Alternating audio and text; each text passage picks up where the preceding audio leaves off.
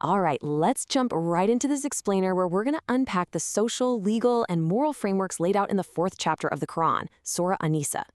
We're going to look at how this text, which translates to the women, established a really comprehensive system for an entire society. We are talking about everything from individual critical thinking to high-stakes legal rights. To get our heads around this dense material, we'll break it down into 5 key areas: contemplating the text, women, marriage and inheritance, the call for universal justice, social responsibility and respect, and finally, community and guarding faith. We'll basically use a concentric circles model, starting with the individual's relationship with the text, expanding out to family equity, and then zooming all the way out to universal justice. So, Section 1, contemplating the text. Let's start right at the micro level. Before the text asks anyone to follow a law, it actually establishes how it wants the reader to interact with the words themselves. This brings us to verse 82, and what's absolutely fascinating here is the direct call for individual, critical reflection.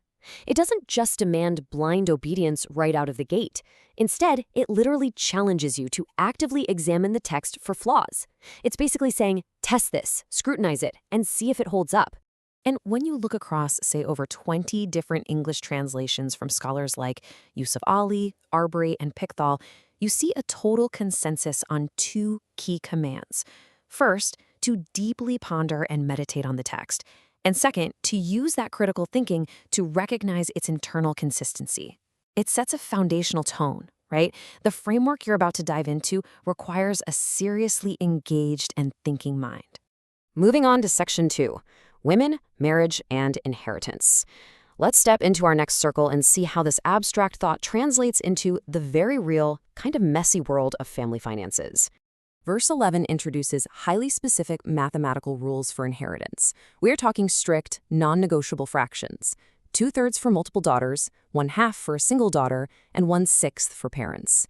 It's a formula so mathematically precise, it practically functioned as 7th century code, designed to leave absolutely zero room for ambiguity.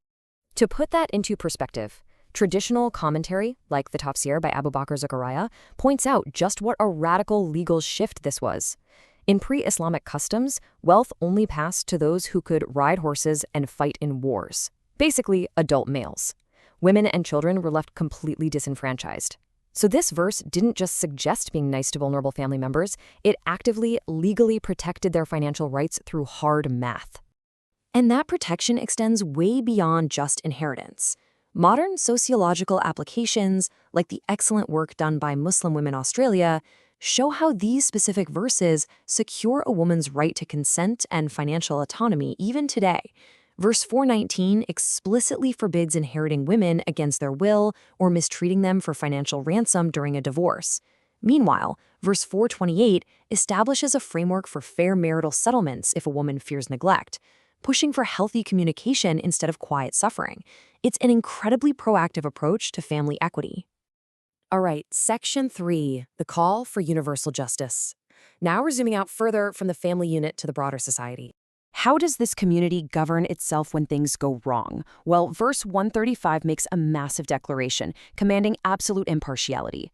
It demands that truth supersedes even our most intimate family ties or our own personal interests. You are commanded to testify truthfully, even if it brings financial ruin or social trouble right to your doorstep or to your parents. It's a staggering standard of objectivity.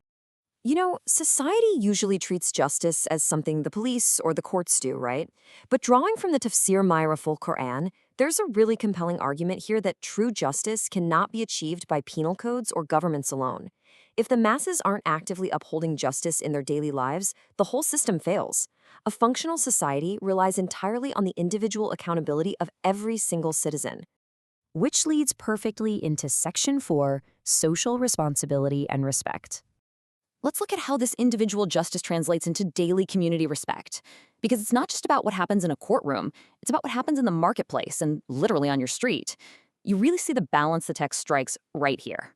On one hand, you have rigorous financial ethics, trade only by mutual consent, never devour wealth illegally, return trusts intact. But right alongside those strict economic laws, you have interpersonal commands, show deep kindness to neighbors, and respond to a simple greeting with one that is equal or even better. So, the crucial takeaway is that whether you're judging a complex legal dispute, conducting a business trade, or just walking past a neighbor on the street, the text demands absolute equity, mutual consent, and active respect. There is literally no separation between your economic morality and your social manners. Finally, Section 5, Community and Guarding Faith. Let's explore our widest concentric circle. How does a community built on these principles protect its integrity when dealing with antagonists? Well, when faced with those who mock the text, the guidelines in verse 140 are surprisingly procedural. If you hear the faith being ridiculed, you don't start a shouting match. The instruction is to physically remove yourself. You just don't sit in their company. You step away until they engage in a totally different conversation. But classical scholars like Aljassas add a really important nuance here. Guarding one's faith requires a conscious curation of your environment. Think about it like curating your digital feed or your social circles today. It's about protecting your internal compass. Even if the topic changes, if a group is persistently unjust or mocking, hanging out with them unnecessarily is still discouraged. It's all about being mindful of the company you keep. And this hits on a super provocative question drawn directly from verse 139. The text addresses those who try to align themselves with antagonists or powerful opponents just to gain social status. It asks, quite directly, are they seeking honor in their company? The text just ruthlessly dismantles the idea of seeking worldly status through compromised values. The commentary makes it crystal clear. Seeking honor from people who oppose your core principles is an absurd contradiction. True honor, might, and mastery originate from a single divine source. If you're compromising justice for a seat at a carp table, you've missed the entire point of the framework. Which leaves us with a pretty profound question to ponder. Where are you seeking your own foundation for honor, and are you willing to stand firm for justice, even when it costs you?